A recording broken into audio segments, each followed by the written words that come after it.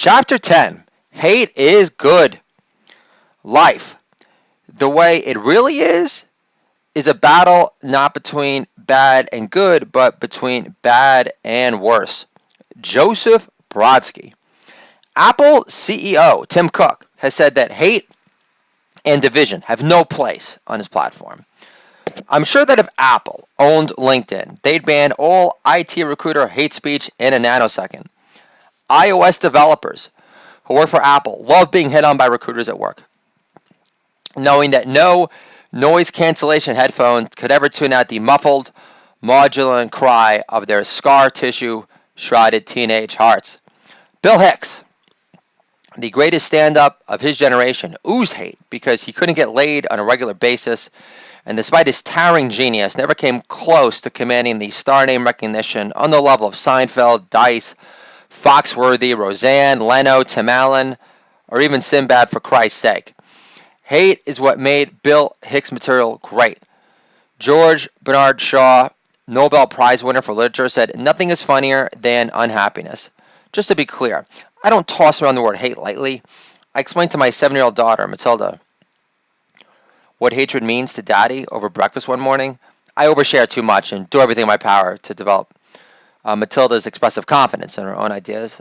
As my daughter took a bite of Stu Leonard's chocolate chip waffles, I tested out my new premise on her. Don't let anyone tell you different, Matilda. Hate is good. How else would you know how much you hate agave syrup if you never tasted pure maple syrup from Vermont? She replied, I agree, Daddy. Hate is good. Because without hate, I never realized how much I love my teacher's reading voice over yours. Miss Donna Frio reading voice is way more interesting because she assumes the personalities of the different characters she reads. I know I'm not the only one who hates the moral grandstanding, hypocritical nature of the big three, Apple, Twitter, and Facebook, in relation to being so-called opponents of hate speech. Farrakhan is an app in the iTunes store. Tim, the class act who called all Jews termites and hailed Hitler as a great man. I worked as an IT headhunter for the majority of my young adult life, feasting off the billable brainpower of others. If I hadn't hated it, I never would have latched on to writing scripts, blogs, and jokes as a means to achieve independence from such a thankless, time-wasting existence. Hate is good because it reveals the root of your misery. Hate is good because it forces the stay-at-home dad to become best friends with self-awareness, which helps stay-at-home dads determine a course of action to ensure less of the same old shit.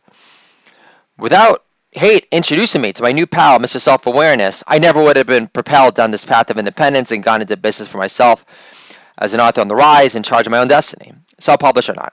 Hate is good because it pushes your imagination to produce misery, eliminating alternatives. Hate is good because it forces you to work harder at being more impressive than your edgeless competition.